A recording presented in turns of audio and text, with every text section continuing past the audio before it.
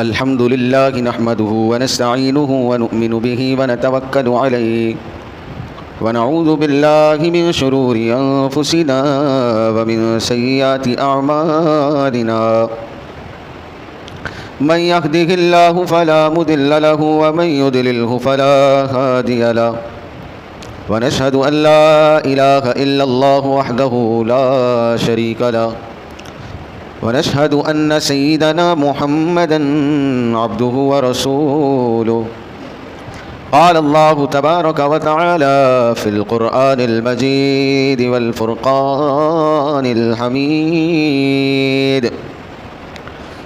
يا بني إسرائيل اذكروا نعمتي التي أنعمت عليكم وأوفوا بعهدي أوف بعهدكم وإياي فارهبون مولاي صل وسلم دائما أبدا على حبيبك خير الخلق كلهم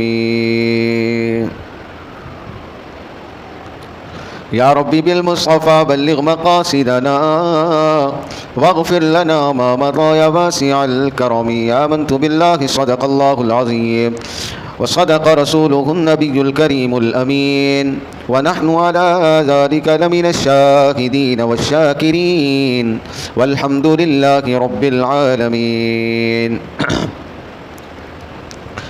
حمد و صلات کے بعد تمام تعریفیں اس خدائے وحدہ لا شریک کے لیے جو اپنے احکامات پر عمل کرنے والوں کو عروج دیتا ہے اور احکامات کی خلاف ورزی کرنے والوں کو زیر و زبر کر کے رکھ دیتا ہے. تمام تر اکمل ترین درود حضور صاحب لولاک سیاہ افلاک احمد مجتبیٰ جناب محمد مصطفیٰ صلی اللہ تعالی علیہ وسلم کی ذات بابرکات کے لیے کہ جن پر رب لم یزل سبحانہ و تعالی کی طرف سے آخری اور سب کتابوں میں افضل ترین کتاب قرآن مجید نازل کیا گیا. عزیزان ذی وقار، گزشتہ جمعہ ہم نے آپ کو جناب یوسف علیہ السلام کے واقعہ سے باخبر کیا تھا قرآن مجید کے ذریعے کہ جو قرآن مجید نے جناب یوسف علیہ السلام کے حوالے سے خبر دی ہے اسی کا تذکرہ قرآن مجید کی روشنی میں آپ کے سامنے کیا گیا تھا اور آپ کو بتایا گیا تھا کہ جناب یوسف علیہ السلام کو اللہ تبارک و تعالیٰ نے مصر میں بادشاہت عطا کی اور اس کے بعد آپ کے 11 بھائی اور آپ کے والد محترم جناب یعقوب علیہ السلام اپنی اہلیہ کے ساتھ مصر تشریف لے آئے اور مصر تشریف لانے کے بعد وہیں پر ہی آپ لوگوں کا گزر بسر ہونے لگا اور وہیں پر آپ کا خاندان بس گیا. تو یہ جب مصر میں آ گئے تو مصر میں آنے کے بعد یہاں سے بنی اسرائیل کا سلسلہ چلا اور چونکہ آج کا جو میرا موضوع ہے وہ یہ ہے کہ بنی اسرائیل پر اللہ تبارک و تعالیٰ کے انعامات اور اسباب لعن، یعنی اللہ تبارک و تعالیٰ نے جو جو بنی اسرائیل پر نعمتیں نازل کی تھی اور ان کو نوازا تھا نعمتوں سے، اس کا ذکر آج ہوگا اور یہ قوم کس طرح اللہ تبارک و تعالیٰ کی بارگاہ سے مردود اور ملعون قرار دے دی گئی، اس کی وجہ بھی انشاءاللہ وقت کے اندر رہتے ہوئے میں آپ کو بتانے کی کوشش کروں گا. اللہ کریم نے سورہ بقرہ میں ارشاد فرمایا یا بنی اسرائیل اذکروا نعمتی التی انعمت علیکم. یہ پہلے مطلق نعمت کا ذکر کیا اللہ نے. بنی اسرائیل یاد کرو میری ان نعمتوں کا جو میں نے تم پر کیا ہے.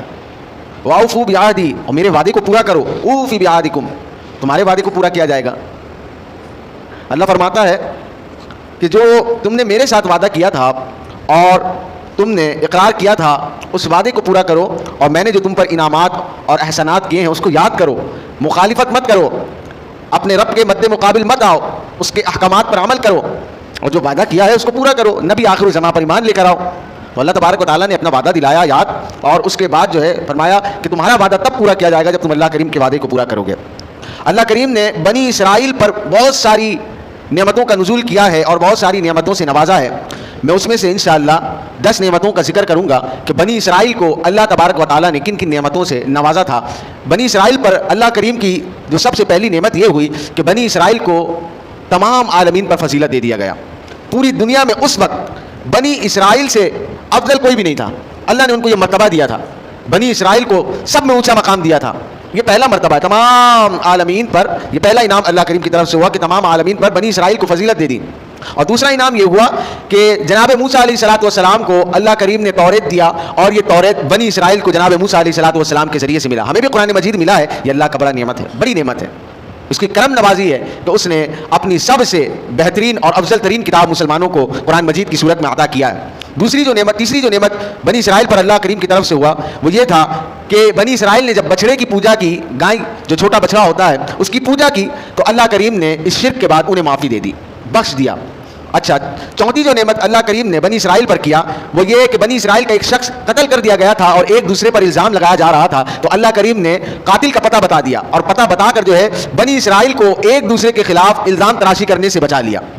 اور پانچویں جو نعمت اللہ کریم نے بنی اسرائیل پر کی ہے وہ یہ ہے کہ 70 افراد جب کوئی طور پر گئے تھے تو جناب موسیٰ علیہ الصلوۃ والسلام جب لے کر گئے تھے اور ان لوگوں نے وہاں پر ہی کلمہ کفر کہا تھا اور وہاں پر جا کر وہ مکر رہے تھے اور جناب موسیٰ علیہ الصلوۃ والسلام کی بات کا انکار کر رہے تھے، تو اللہ کریم نے 70 کو موت کے گھاٹ اتار دیا تھا، اور موت کے گھاٹ اتارنے کے بعد اللہ کریم نے ان 70 کو دوبارہ سے موسیٰ علیہ الصلوۃ والسلام کی دعا کے ذریعے زندہ فرما دیا. اور آگے چل کر چھٹی جو نعمت بنی اسرائیل پر ہوئی وہ اللہ کریم نے فرعون اور آل فرعون سے جو ہے بنی اسرائیل کو نجات دے دی. اور آگے چل کر ساتویں جو نعمت بنی اسرائیل پر ہوئی کہ اللہ کریم نے دریا میں ان کے لیے رستے کو بنا دیا تھا کہ وہ دریا عبور کر کر اپنے منزل مقصود تک پہنچ گئے اور فرعون سے انہیں چھٹکارا مل گیا. اور آگے چل کر آٹھویں جو اللہ کریم نے بنی اسرائیل پر نعمت کی وہ یہ تھی کہ بنی اسرائیل پر بادل سایہ کیا کرتے تھے، بادل سایہ کیا کرتے تھے. اور نبی جو اللہ کریم نے بنی اسرائیل پر نعمت کو نازل کیا وہ یہ من اور سلوہ بنی اسرائیل کے لیے آسمان سے اتارے گا. 10ویں جو نعمت ہے وہ یہ ہے کہ اللہ کریم نے بنی اسرائیل کے لیے جناب موسیٰ علیہ الصلوۃ والسلام کے عصا سے 12 چشمے جاری کر دیے وادی طے میں. اور 11ویں جو نعمت ہے کہ بنی اسرائیل کے لیے زمین سے اللہ کریم نے زمین سے اناج کو اگا دیا. اب یہ 11 نعمتوں کا ذکر جو ہے ہم قرآن مجید کی آیتوں سے اور تفسیر سے مختصر سی وضاحت کے ساتھ میں آپ کے سامنے پیش کرنے کی کوشش کروں گا. پہلی جو نعمت اللہ کریم نے ارشاد فرمائی کہ بنی اسرائیل کو تمام عالمین پر فضیلت دی گئی، یہ پہلی نعمت ہے. اللہ کریم نے سورہ بقرہ کے اندر ارشاد فرمایا یا بنی اسرائیل اذکروا نعمتی التی انعمت علیکم وانی فضلتکم علی العالمین. بنی اسرائیل میری نعمتوں کو یاد کرو جو نعمتیں میں نے تم پر کی ہے، اس میں سے ایک نعمت یہ کہ میں نے تمہیں تمام عالمین پر فضیلت دی ہے. کتنی فضیلت دی ہے؟ اکثر انبیاء کرام بنی اسرائیل کے اندر تشریف لے کر آئے اور بنی اسرائیل ہی میں سے تھے. یہ اللہ کریم کا فضل ہے.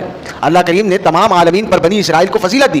اور دوسری جو نعمت کا میں نے ذکر کیا کہ توریت کو اللہ کریم نے موسیٰ علیہ الصلوۃ والسلام کے ذریعے بنی اسرائیل کو عطا کیا. تو آپ دیکھیں قرآن مجید اس حوالے سے کیا ارشاد فرماتا ہے کہ وَلَقَدْ آتَيْنَا مُوسَى الْكِتَابَ وَقَفَّيْنَا مِن بَعْدِهِ بِالرُّسُلِ، اور تحقیق ہم نے موسیٰ کو کتاب عطا کی، توریت عطا کی. وَقَفَّيْنَا مِن بَعْدِهِ بِالرُّسُلِ، اور ہم نے جناب موسیٰ علیہ الصلوۃ والسلام کے بعد بنی اسرائیل میں لگاتار متواتر پے در پہ رسولوں کو بھیجا. کہیں یہ بنی اسرائیل گمراہ نہ ہو جائے. آپ سن کر حیرت کریں گے کہ جناب موسیٰ کلیم اللہ علیہ الصلوۃ والسلام سے لے کر جناب عیسیٰ روح اللہ تک جو ایام اور زمانہ بنتا ہے وہ 17 صدی بنتے ہیں. کتنے؟ 17 صدی، یعنی کہ 1700 سال. ہمارے نبی کریم علیہ الصلوۃ والسلام ہجرت کے بعد آپ صرف 11 سال ہی دنیا میں تشریف فرما رہے ہیں. اس کے بعد آپ علیہ الصلوۃ والسلام کا وصال ہو گیا. تو یہ جو 1445 ہجری چل رہا ہے اس میں سے اگر ہم 10 سال وہ ہجرت والے نکال دیں تو 1435 ہجری بنتا ہے. تو پتہ چلے گا 1435 ہجری گزر چکے ہیں، ابھی تک میرے اور آپ کے درمیان میں کوئی رسول نہیں آیا، اس لیے کہ حضور ہی خاتم النبیین ہے. آپ حیرت کریں گے کہ 1435 سال کے اندر ایک رسول بھی نہیں آیا، ایک نبی بھی نہیں آیا، لیکن اسلام آج بھی اپنی پوری قد اور پوری قوت کے ساتھ کھڑا ہے اور اسلام کی تبلیغ بڑھتے ہی چلے جا رہی ہے. دنیا کے کونے کونے میں اسلام کا علم بلند ہو رہا ہے. 1435 سال کے اندر نہ کوئی نبی آیا ہے نہ ہی کوئی رسول آیا ہے. اور آپ دیکھیں جناب موسیٰ کلیم اللہ علیہ الصلوۃ والسلام سے لے کر جناب عیسیٰ روح اللہ تک 17 صدیاں ہیں، 1700 سال کا زمانہ ہے. اس 1700 سال کے اندر اللہ کریم نے بنی اسرائیل کے اندر 4000 انبیاء کرام کو بھیجا تھا. کتنے؟ 4000. ہمارا تو 1435 ہجری ہو گیا، 1400 سال گزر گئے، صرف 300 سال کا فرق ہے اور ہمارے پاس کوئی رسول نہیں آیا، لیکن دین ہم تک محفوظ ہے. کیوں ہے؟ ان الدین عند اللہ الاسلام. اللہ کے نزدیک سب سے پسندیدہ دین جو ہے وہ اسلام ہی ہے. تو جو اللہ کا پسندیدہ دین ہو اس کو کون فنا کر سکتا ہے اور کون ختم کر سکتا ہے؟ تو کوئی بھی نبی اور رسول نہیں آیا اور وہاں صرف 1700 سال کے اندر 4000 انبیاء کرام آ گئے. تو بنی اسرائیل کی حالت پھر بھی یہ تھی کہ نبیوں کو قتل کرتے تھے اور جو ہے اپنی خواہشات کے آگے خدا کے حکم کو نہیں مانتے تھے. تو اللہ نے فرمایا کہ ہم نے موسیٰ کو توریت جیسی کتاب عطا کی جو بنی اسرائیل کے اندر بنی اسرائیل لوگوں کو دی گئی. اور پھر اللہ کریم نے فرمایا وَقَفَّيْنَا مِن بَعْدِهِ بِالرُّسُلِ، اور ہم نے جناب موسیٰ کلیم اللہ علیہ الصلوۃ والسلام کے بعد پے در پے لگاتار مسلسل رسولوں کو نبیوں کو بھیجا. اور کتنے تھے وہ؟ 4000 کے قریب انبیاء کرام تھے جناب موسیٰ سے لے کے جناب عیسیٰ علیہ الصلوۃ والسلام. اللہ کریم نے پھر آگے ارشاد فرمایا افکلما جاءکم رسول بما لا تهوی انفسکم استکبرتم، ایسا نہیں ہوا کہ جب بھی تمہارے پاس کوئی رسول اللہ کی طرف سے پیغام لے کر آیا اور وہ پیغام جسے تم ناپسند کرتے تھے, جسے تمہارے دل ناپسند کرتے تھے, جو تمہاری خواہشات کے مطابق نہیں ہوتے تھے, انفسکم استکبرتم, تم تکبر کرتے تھے اور میرے فرمان کو نہیں مانتے تھے, ففریقا کذبتم, تم میں سے ایک گروہ جو ہے, تم میں سے لوگ ایک گروہ کو جھٹلاتے تھے, وفریقا یقتلون, اور ایک تو ایسا تھا جو نبیوں کو قتل کرتا تھا, وفریقا یقتلون, اور ایک گروہ کو قتل کر دیا گیا اور ایک گروہ کو جھٹلا دیا گیا, یعنی جتنے نبی آئے تو ان میں سے کسی نبی کو جھٹلا دیا گیا اور کسی نبی کو قتل کر دیا گیا. جناب زکریا علیہ الصلوۃ والسلام کو یہودیوں نے, بنی اسرائیل نے قتل کیا, جناب یحییٰ علیہ الصلوۃ والسلام کو بنی اسرائیل نے قتل کیا. اللہ کریم نے فرمایا یہ تمہارے گناہوں کی سزا ہے کہ تم ملعون قوم ہو چکے ہو, تم اپنی خواہشات کے آگے نبیوں کو بھی نہیں دیکھتے ہو, اپنی خواہشات کے آگے تم نبیوں کو بھی قتل کرتے ہو. آگے چل کر جو ذکر ہو رہا تھا تیسرا, کہ جو تیسری نعمت اللہ کریم نے بنی اسرائیل پر کیا ہے وہ یہ کہ بچڑے کی پوجا کی, تو اللہ کریم نے معافی دے دی. اب بچڑے کی پوجا کیسے کی؟ موسیٰ علیہ الصلوۃ والسلام نے اپنی قوم کی تبلیغ کی, قوم کی تبلیغ کرنے کے بعد جو ہے جب فرعون ہلاک ہو چکا تھا اور موسیٰ علیہ الصلوۃ والسلام مصر میں دوبارہ تشریف لے کر آئے تھے کچھ دنوں کے لیے اللہ کے حکم سے, تو اللہ فرماتا وَإِذْ وَعَدْنَا مُوسَىٰ 40 لَيْلَةً, ہم نے موسیٰ سے 40 راتوں کا وعدہ لیا تھا. تو جناب موسیٰ علیہ الصلوۃ والسلام کوئی طور پر چلے گئے اللہ کے کلام کو حاصل کرنے کے لیے, توریت کو حاصل کرنے کے لیے. آپ جب چلے گئے تو پیچھے قوم کے پاس اپنے بھائی جناب ہارون علیہ الصلوۃ والسلام کو اپنا نائب بنا کر آپ کو طور پر گئے. جب آپ کو طور پر گئے تو قوم نے ایک مہینہ تک, صرف ایک مہینہ تک جناب موسیٰ علیہ الصلوۃ والسلام کا انتظار کیا. اور جب جناب موسیٰ علیہ الصلوۃ والسلام ایک مہینے کے بعد نہیں آئے, چونکہ آپ سے وعدہ 40 راتوں کا تھا اور ایک مہینے میں 30 دن ہوتے یا 29 دن ہوتا ہے, ایک مہینے تک جب نہیں آئے تو سامری جادوگر اس وقت تھا, اس نے سونے سے ایک بچڑے کو بنایا, بنی اسرائیل اس کی عبادت میں لگ گئے, بچڑے کو خدا ماننے لگے, اس کی عبادت کرنے میں لگ گئے. جناب موسیٰ علیہ الصلوۃ والسلام جب آئے, جب آپ تشریف لے کر آئے اور اپنی قوم کو اس حالت میں دیکھا تو آپ غضبناک ہوئے, اور اللہ کریم نے ارشاد فرمایا ثم اتخذتم العجل من بعده وانتم ظالمون, تم نے کیا کیا, تم نے بچڑے کو معبود بنا لیا جناب موسیٰ علیہ الصلوۃ والسلام کے جانے کے بعد. پھر اللہ نے فرمایا ثم عفونا عنکم من بعد ذلک, ہم نے اس پر بھی تمہیں معافی دے دی کہ تم نے بچڑے کی عبادت کی, خدا کو شریک بنایا, اس بات پر بھی ہم نے تمہیں معاف کر دیا. لعلکم تشکرون, اس لیے کہ تم رب کی شکر گزاری کرو. اور معافی بھی اتنی آسانی سے بنی اسرائیل کو نہیں ملی تھی. جناب موسیٰ جب کوئی طور پر گئے تو پیچھے جتنی قوم تھی بنی اسرائیل, جناب ہارون اور ان کے ساتھی جو 12,000 کے قریب تھے, 12,000 وہ اور جناب ہارون, ان کے سوا جتنے بنی اسرائیل کے لوگ تھے سب بچڑے کی عبادت میں لگ گئے تھے. اب جناب جب موسیٰ کلیم اللہ کوئی طور سے آئے تو اللہ نے ان کے لیے سزا منتخب کی, فتوبوا الی بارئکم فاقتلوا انفسکم. اللہ کریم نے فرمایا کہ اب ان کی توبہ یہ, دیکھیں امت محمدیہ پر کتنا کرم ہے, ہم تو 2 آنسو بہاتے ہیں اللہ ہمارے گناہوں کو بخش دیتا ہے. یہ کرم ہے حضور کا, ہم پر آنے والے عذاب ٹلتے ہیں. حضور کا کرم دیکھیں اس امت پر, اللہ نے انہیں ایسے نہیں بخشا. اللہ نے فرمایا کہ جو بچڑے کی عبادت میں لگ گیا تھا اور جس نے نہیں کی تھی, جس نے عبادت نہیں کی تھی وہ 12,000 لوگ اور جناب ہارون, اللہ نے فرمایا سب اپنے ہاتھوں میں تلوار اٹھا لے, اور جن لوگوں نے بچڑے کی عبادت کی تھی ان کو قتل کرتے رہے, اور وہ لوگ خوشی خوشی قتل ہو جائے اللہ سب کو بخش دے گا.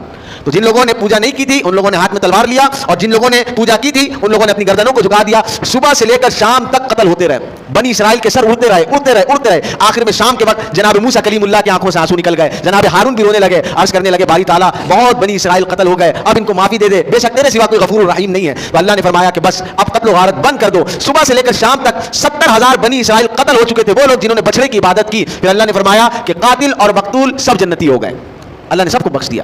تو یہ ان کی سزا تھی, ان لوگوں نے بچڑے کی عبادت کی, کہ بچڑے کی عبادت کے بعد اللہ نے ان کو معافی دی. یہ بنی اسرائیل پر اللہ کریم کی طرف سے تیسری نعمت تھی. اب چوتھی نعمت یہ تھی کہ ایک شخص کا جب بنی اسرائیل پر قتل ہوا, قرآن اس حوالے سے گواہی دیتا ہے سورہ بقرہ کے اندر, وَإِذْ قَالَ مُوسَىٰ لِقَوْمِهِ إِنَّ اللَّهَ يَأْمُرُكُمْ أَن تَذْبَحُوا بَقَرَةً. بنی اسرائیل میں ایک شخص تھا عامل نام کا, اس کے اپنے ایک عزیز نے اس کو قتل کر دیا خفیہ طور پر. اب قتل کر کے کیا کیا, اس کو دوسرے محلے میں ڈال دیا, اور اس لیے ڈالا کہ قتل کی دیت بھی اس محلے والے سے لیں گے اور اس کی وراثت میں بھی حصہ مل جائے گا. بڑا تیز ترار تھا. اب جب قتل کر کے دوسرے علاقے میں پھینک دیا تو جناب موسیٰ کے پاس لوگ آ گئے کہ اے اللہ کے نبی یہ ہم پر الزام لگایا جا رہا ہے, آپ ذرا اس کی تحقیق کرائیں. تو جناب موسیٰ علیہ الصلوۃ والسلام نے اللہ کی بارگاہ میں عرض کیا, تو اللہ نے فرمایا کہ بنی اسرائیل کو کہو ایک گائے ذبح کرنے.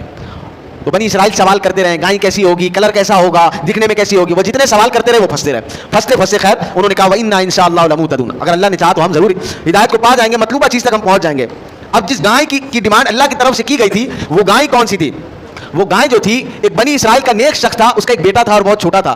اس نے اپنے بیٹے کے لیے, اس کے گھر میں ایک بچڑا تھا, اس بچڑے کے گلے میں اس نے ایک مہر ثبت کی اور ایک وصیت نامہ لکھا اور اس کو جنگل میں چھوڑ دیا. اور جنگل میں چھوڑنے کے بعد کہا اے اللہ میرا انتقال ہو رہا ہے اور یہ میری بیٹے کا وراثت ہے, اے اللہ جب وہ بڑا ہو جائے تو میرے بیٹے تک پہنچانا یہ تیرا کام ہے. تو اللہ نے اس بچڑی کو, اس گائے کو اسی لیے सूरह बकरा का नाम उसी गाय के नाम पर रखा गया कि बकरा तुम गाय को ही कहते हैं, उसी गाय के नाम पर बकरा, सूरह बकरा का पूरा नाम सूरह बकरा रख दिया गया। अब वो जंगल में फिरती रही और बनी इसराइल को जिस गाय को ज़िबा करने का हुक्म दिया गया उसमें पूरे असाब पाए जाते थे। अब जब बनी इसराइल उस गाय की तलाश के लिए निकली और यहाँ से ये बच्चा भी जवान हो गया था, तो इसकी माँ ने कहा कि बेटा तेरे बाप ने एक गाय छोड़ी है जंगल के अंदर, ऐसी ऐसी निशानी होगी, तू जाकर ले आ और बेच कर जो है तू उस रकम को अपनी जात पर खर्च कर। बेटा गया तो जंगल में वो बछड़ी मिल गई, वो लेकर आया, और जब लेकर आया तो माँ के कहने पर वो जब बाजार गया बेचने के लिए तो माँ ने कहा इसे 3 दिनार में बेचना, और जब सौदा हो जाए तो पहले आकर मुझसे मशवरा करना, खुद से नहीं बेचना। अब जब वो नौजवान गया बेचने के लिए तो अल्लाह की तरफ से एक फरिश्ता आया। फरिश्ता आने के बाद उसने 6 दिनार कीमत लगाई। उसने कहा कि चले ठीक है, लेकिन बात यह कि मैं पहले अपनी माँ से पूछ कर आऊंगा। मेरी माँ ने शर्त लगाई है कि बेचने से पहले मुझसे मशवरा कर लेना। उसने कहा नहीं, 6 दिनार में दूंगा इसी शर्त पर कि तू अपनी माँ से मशवरा नहीं करेगा। उसने कहा मुझे सौदा नहीं करना, माँ से मशवरा करने देते हो तो बोलो। तो कहा कि ठीक है आप कर क्या। जब वो अपनी माँ के पास गया तो माँ ने कहा कि ठीक है बेटा 6 दिनार में बेच दो, जब लेकिन बेचोगे तो पहले मुझसे मशवरा करना। जब बेटा गया तो जब गया उसने जाकर कहा कि भाई मैं 6 दिनार में बेचने को तैयार हूं, तो फरिश्ते ने कहा कि मैं इसका 9 दिनार दूंगा, लेकिन शर्त यही है कि तू मां से मशवरा नहीं करेगा। उसने कहा नहीं, मैं अपनी मां से मशवरा करूंगा। अलगद जब वो तीसरी मर्तबा आया तो फरिश्ते ने उसकी जो कीमत लगाई वो 12 दिनार लगाई। तो इस वक्त बच्चे ने कहा कि मैं अपनी मां से मशवरा नहीं करूंगा, मेरी मां जो है साहिब फिरास है, वो समझ गई है कि आपको अल्लाह की तरफ से आए हुए फरिश्ते हैं, मुझे ये बताएं कि अल्लाह क्या मुझे हुक्म देता है कि मैं इस गाय को बेच दूं। तब फरिश्ते ने कहा कि नहीं, ये गाय अभी आपने नहीं बेचना है, बनी इसराइल एक गाय ढूंढते ढूंढते आपके पास आएगी, और अल्लाह ने फरमाया है कि इसकी कीमत औने पौने दाम में नहीं बेचना 6 दिनार में, बल्कि बनी इसराइल को कहना कि गाय को ज़िबा करो, और ज़िबा करने के बाद जब इसके खाल को बिछाओ तो बिछाने के बाद सोने से लाद कर पूरा खाल मुझे दो, इसकी कीमत ये होगी। वो बच्चा लेकर आ गया। वो देखें नेक शख्स के बेटे को अल्लाह करीम कैसे सिला दे रहा है, ये अल्लाह की खुफिया तदबीर है। अब जब बनी इसराइल आए उन्हें मिल गई वो गाय जैसा वो चाहते थे, अल्लाह ने जैसा कहा था। अब वो गाय को लेकर गए और वही जो है पूरा लाकर जो है रकम वो लाकर जो है उस बच्चे को दिया, खाल को जो है सोने से भरा और भरने के बाद लेकर आए, और जब गाय को लेकर आए उसको ज़िबा किया। ज़िबा करने के बाद जो है फिर जनाब मूसा कलीमुल्लाह ने कहा कि अब इसके गोश्त का एक टुकड़ा इस मकतूल को मारो। वो जो बनी इसराइल का एक शख्स जिसको कत्ल कर दिया गया था, उस गाय का एक टुकड़ा मकतूल को जब मारा गया तो वो जिंदा हो गया, उसके गले से खून का फुआरा निकल रहा था। वो जिंदा हुआ और उसने जिंदा होते साथ कहा कि इस इलाके वालों ने नहीं, मुझे मेरे अजीज ने मारा है। ये अल्लाह का जो है बनी इसराइल पर एक और करम था कि आपस की लड़ाई से बचा लिया, एक मुर्दे को जिंदा करवा कर गवाही दिलवा दी। इसके बाद भी बनी इसराइल ईमान लेकर नहीं आया। आगे चलकर अल्लाह करीम ने 70 अफराद को जो है जिंदा कर दिया। अब जब ये सारा वाकया हो गया ना, गाय वाला जब उन्होंने बछड़े की इबादत की थी, पूजा की थी और 70,000 कत्ल कर दिए गए, तो फिर क्या हुआ, अल्लाह करीम ने जो है मूसा कलीमुल्लाह को कहा कि अब इनको कहो कि कोई तूर पर आकर माजरत करे। तो अल्लाह के नबी मूसा कलीमुल्लाह ने बछड़े की इबादत के बाद बनी इसराइल से 70 लोगों को लिया, कोई तूर पर ले गए कि चलो अल्लाह से माजरत करो। जब वो 70 लोग गए तो उन लोगों ने कहा वइस कुल्तुम या मूसा लन नुमिना लका, हम तो आप पर ईमान लेकर नहीं आएंगे, हत्ता नरल्लाह जारा, हम अल्लाह को एलानिया देखना चाहते, कोई अल्लाह है कि भी नहीं है। हत्ता नरल्लाह जारा, हम अल्लाह को एलानिया देखना चाहते हैं, अब ये छुप के इबादत नहीं होगी, हम देखना चाहते हैं। तो फिर क्या हुआ, फाखदतकुम अस्साइक़तु व अंतुम तंज़ुरून, एक बिजली आई, एक आवाज पैदा हुई, ऐसी कड़क आवाज, वो 70 अफराद मर गए। अब जब मर गए तो जनाब मूसा कलीमुल्लाह आंसू बहाने लगे, ए अल्लाह मैं बनी इसराइल को क्या जवाब दूंगा, तो मैं तो माजरत के लिए लेकर आया था कोई तूर पर, और ये 70 अफराद बनी इसराइल के मार दिए गए, तेरे गजब का शिकार हो गए। तो अल्लाह ने फिर से दोबारा जिंदा कर दिया मूसा कलीमुल्लाह की दुआ करने पर। तो पता चला जब नबी दुआ करते तो मुर्दे भी जिंदा हो जाया करते हैं, नबी मुर्दा जिंदा करने पर भी कादिर है। तो अल्लाह करीम की एक और नेमत हुई कि उन 70 को दोबारा जिंदा कर दिया। इतनी बड़ी बड़ी निशानियां देखने के बाद भी बनी इसराइल ईमान लेकर नहीं आए। इसके आगे चलकर अल्लाह ने फिरौन से निजात दिया, वइज़ नज्जयनाकुम मिन आलि फिरौन यसुमूनकुम सुअल अज़ाब युज़ब्बिहूना अबनाअकुम व यस्तहयूना निसाअकुम। अल्लाह फरमाता और याद करो, हमने, किसी और ने नहीं, अल्लाह फरमाता नज्जयना, हमने निजात दी, कुम तुम्हें, मिन आलि फिरौन वालों से, यसुमूनकुम सुअल अज़ाब, याद तो करो वो तुम्हें कितना बुरा अज़ाब देते थे, युज़ब्बिहूना अबनाअकुम, तुम्हारे बच्चों को काट देते थे, व यस्तहयूना निसाअकुम, और तुम्हारी औरतों को जिंदा छोड़ देते थे। ये जो फिरौन था ये बच्चों को जिंदा कटवा देता था, ज़िबा करवा देता था, और बनी इसराइल की लड़कियों को छोड़ देता था अपनी खिदमत के लिए, कामकाज के लिए, इतना बुरा अज़ाब देता था। अल्लाह फरमाता हमने तुम्हें उस अज़ाब से निजात दी है, अब भी अल्लाह की इबादत नहीं करोगे, अल्लाह के अहकामात पर अमल नहीं करोगे। तो ये भी अल्लाह करीम की तरफ से बनी इसराइल पर एक इनाम था, लेकिन इसके बावजूद भी बनी इसराइल अल्लाह के अहकामात पर नहीं चली। अब आगे चलकर दरिया में रस्ते का बन जाना, वजावज़ना बिबनी इसराइल अलबाहर फ़अतबअहुम फ़िरऔन वजुनूदुहु बग़यन वअदवा हत्ता इज़ा अदरकहुल गरक़ क़ाल आमनतु अन्नहु ला इलाहा इल्ला अल्लज़ी आमनत बिही बनु इसराइल व अना मिनल मुस्लिमीन। अल्लाह ने जब फ़िरऔन को गर्क किया, रात के वक्त जनाब मूसा कलीमुल्लाह बनी इसराइल को लेकर निकले। फिरौन को पता चला, सुबह वो भी अपना लश्कर लेकर निकला। इन खुदामों को कैसे छोड़ सकता था, बनी इसराइल को तो गुलाम बनाकर रखा हुआ था, ये जब चले जाएंगे तो उसकी खिदमत कौन करेगा, मजदूरी कौन करेगा, टैक्स कौन देगा। सुबह के वक्त पकड़ने के लिए जब चला गया बनी इसराइल को, तो जनाब मूसा कलीमुल्लाह की कौम ने देखा, कहा कि अल्लाह के नबी फिरौन तो पीछे आ गया, हमारी खैर नहीं। अल्लाह के नबी ने दुआ की, जनाब मूसा कलीमुल्लाह ने दुआ की, तो कुरान कहता है वइज़ फ़रक़ना बिकुमुल बहर फ़अनजयनाकुम व अग़रक़ना आल फ़िरऔन व अंतुम तंज़ुरून। और याद करो कि हम ही थे जिसने समंदर को चीर दिया था, फाड़ दिया था, फ़अनजयनाकुम, हमने तुम्हें निजात दे दी, व अग़रक़ना आल फ़िरऔन, और फिरौनियों को हमने उसमें गरक करके रख दिया।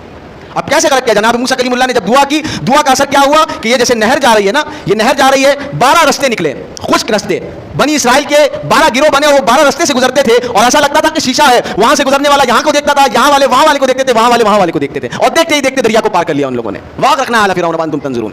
ہم نے تمہیں نجات دی اور ہم نے فرعون کو غرق کر کے رکھ دیا. اب دیکھیں اللہ کریم کی اتنی بڑی بڑی نعمتیں ان کے اوپر ہوئی, لیکن یہ ایسی قوم ہے جو اللہ کی کبھی بھی نہیں ہو سکی, کبھی بھی نہیں ہو سکی. اسی لیے اللہ تبارک و تعالیٰ نے قرآن مجید میں ارشاد فرمایا لعن الذین کفروا من بنی اسرائیل, بنی اسرائیل میں سے جنہوں نے کفر کیا اس پہ لعنت کر دی گئی.